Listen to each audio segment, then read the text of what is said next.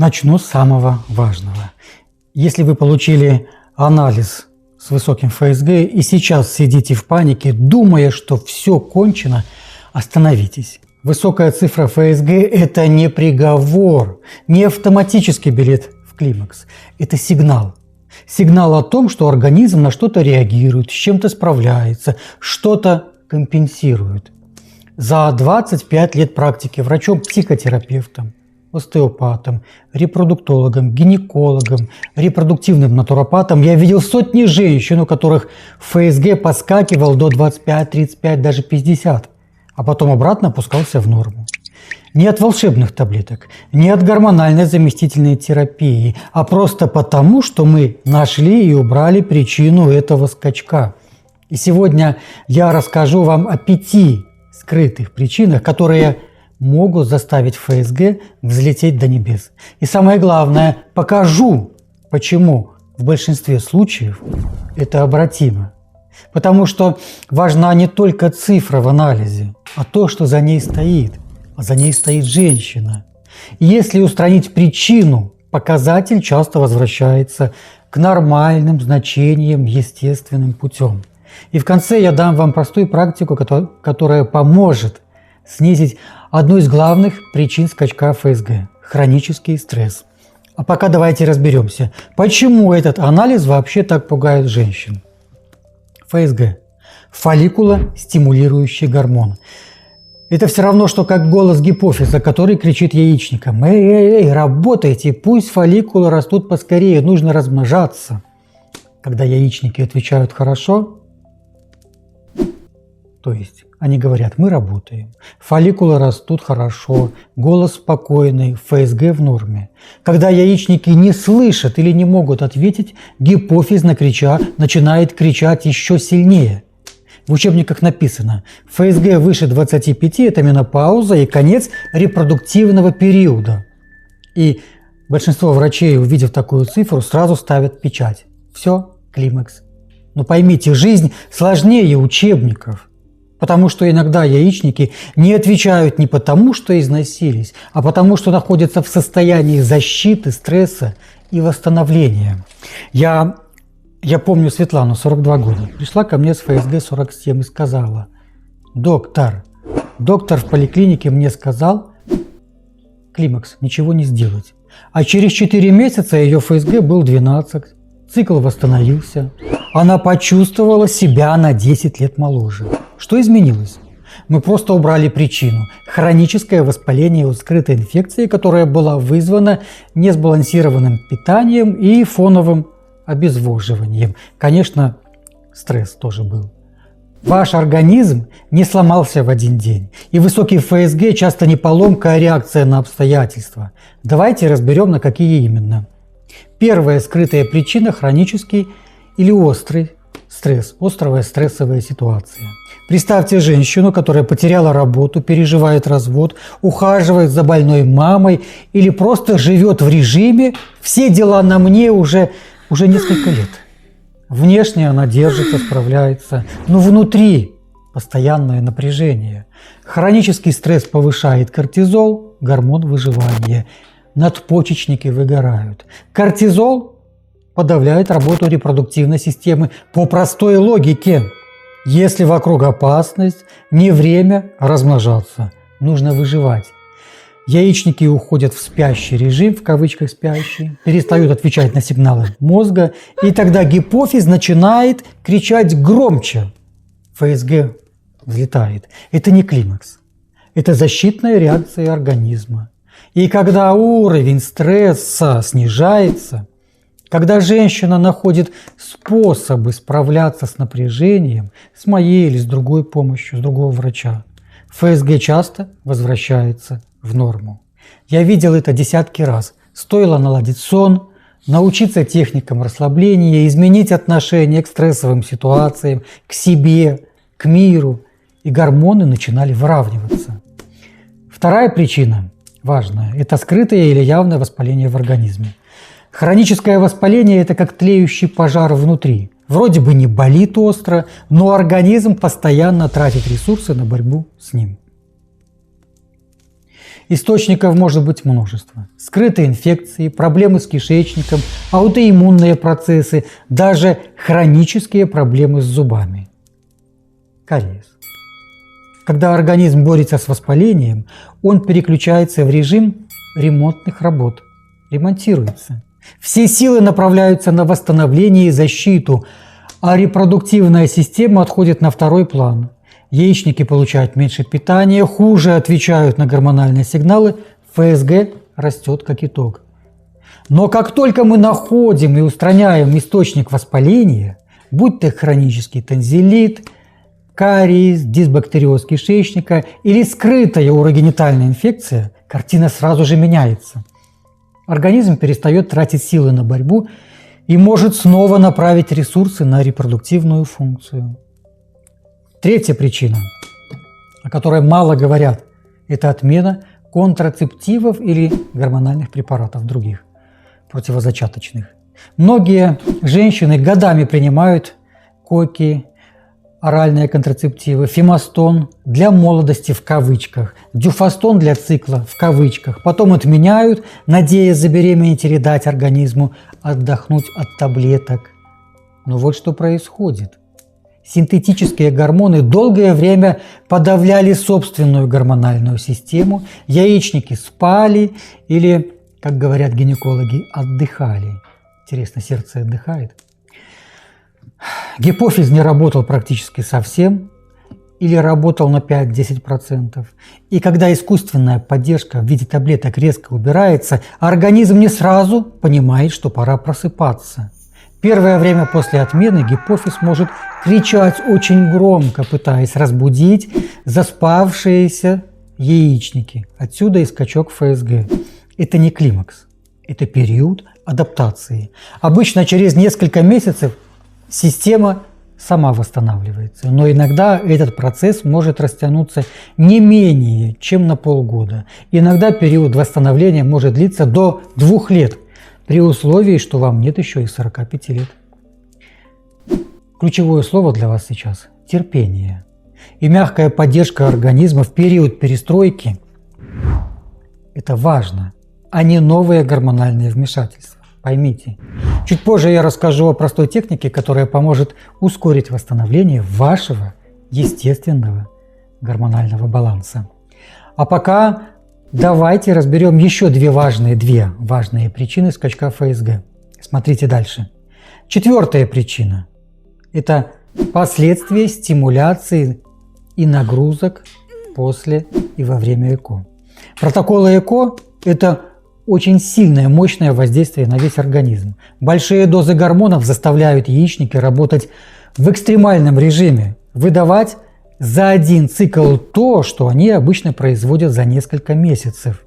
После таких нагрузок яичникам нужно время на восстановление.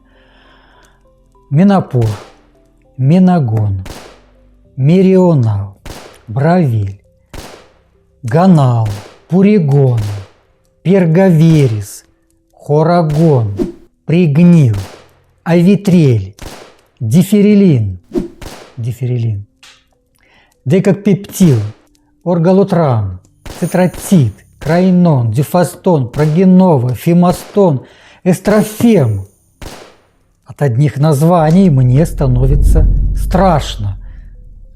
Но часто женщины, не получив желаемого результата с первого раза, сразу планируют следующую попытку. Организм не успевает отдохнуть и восстановиться, и ФСГ может подскочить как сигнал. Стоп! Мне нужна пауза. Если не будет паузы, то будет менопауза. Кстати, посмотрите мое видео, которое так и называется «Почему ЭКО не получается с первого раза». Там я подробно все объясняю и даю дорожную карту к успешному ЭКО. Это не означает, что резерв исчерпан навсегда. Это означает, что системе нужен отдых. И если дать телу время несколько месяцев спокойной жизни без стимуляций, показатели чаще всего приходят в норму. Я всегда рекомендую своим пациенткам делать большие, или не очень большие, но перерывы между протоколами ЭКО для восстановления организма.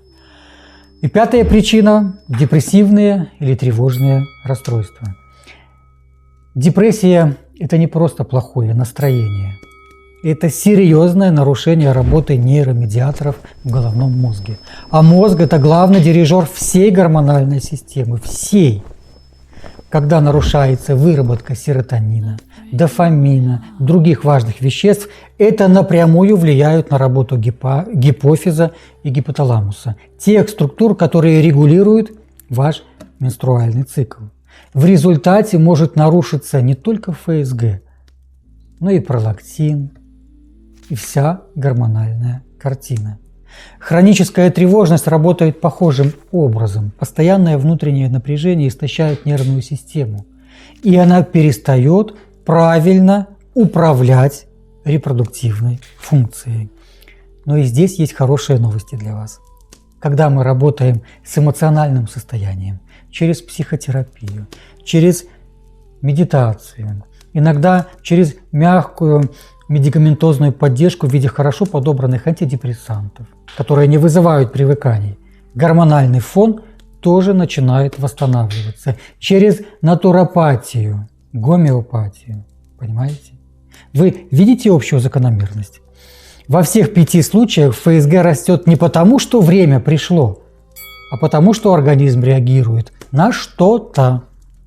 И когда мы устраняем это что-то, эту причину реакции, показатель часто нормализуется естественным путем. На моем мастер-классе «Как мягко и безопасно снизить ФСГ, улучшить состояние яичников, а значит ЭМГ», я подробно рассказываю и показываю, как естественными способами, без гормонов, восстановить здоровье яичников. Это натуральные методы, без гормональных препаратов, через понимание, через сотрудничество с собственным телом. Записаться на него вы можете по ссылке под этим видео. А сейчас давайте сделаем первый шаг прямо сейчас, прямо здесь, там, где вы находитесь. Одна из важных причин, частых причин скачка ФСГ – это хронический стресс. Есть простая техника, которая поможет вам его снизить. Сядьте удобно, прямо сейчас. Закройте глаза. Положите одну руку на сердце, другую на низ живота. Начните дышать медленно. Вдох на 4 счета, задержка на 2 секунды, выдох на 6 секунд. Делайте вдох, а я буду считать. 1, 2, 3, 4. Задержите дыхание на 2 секунды. 1, 2. И теперь медленный выдох на 6 секунд. 1, 2, 3, 4, 5, 6. Сейчас спокойно дышите. Почувствуйте, как замедляется сердцебиение, как расслабляются плечи. А теперь мысленно скажите своему организму, повторяйте за мной, негромко вслух или про себя. Спасибо за то, что ты меня защищаешь. Я понимаю, что ты реагируешь на стресс, и это нормально. Но сейчас я в безопасности, и можно расслабляться. Расслабляйся, я тебя люблю. Продышитесь так несколько минут. Эта простая практика активирует парасимпатическую нервную систему, ту часть, которая отвечает за отдых и восстановление. Когда она включается, уровень кортизола снижается, и репродуктивная система получает сигнал: «Я любима». Можно расслабляться, можно работать нормально. Конечно, одна техника не решит всех проблем, но сейчас это отличное начало для вас. Регулярная практика дыхания осознанного может существенно снизить влияние стресса на гормональную систему. На мастер-классе, о котором я говорил, кроме дыхательных практик, вы получаете фитотерапию, гомеопатию и уникальную работающую медитацию для восстановления яичников. Давайте подведем итог. Высокий ФСГ – это не всегда климакс. Часто сигнал о том, что и организм реагирует на что-то, на стресс, на воспаление, на гормональные изменения, на перегрузки или на эмоциональные нарушения. И если найти и устранить причину, показатель может вернуться к нормальным значениям. Самое важное сейчас вам не паниковать и не спешить с выводами. Дайте себе и своему телу время разобраться, что же происходит.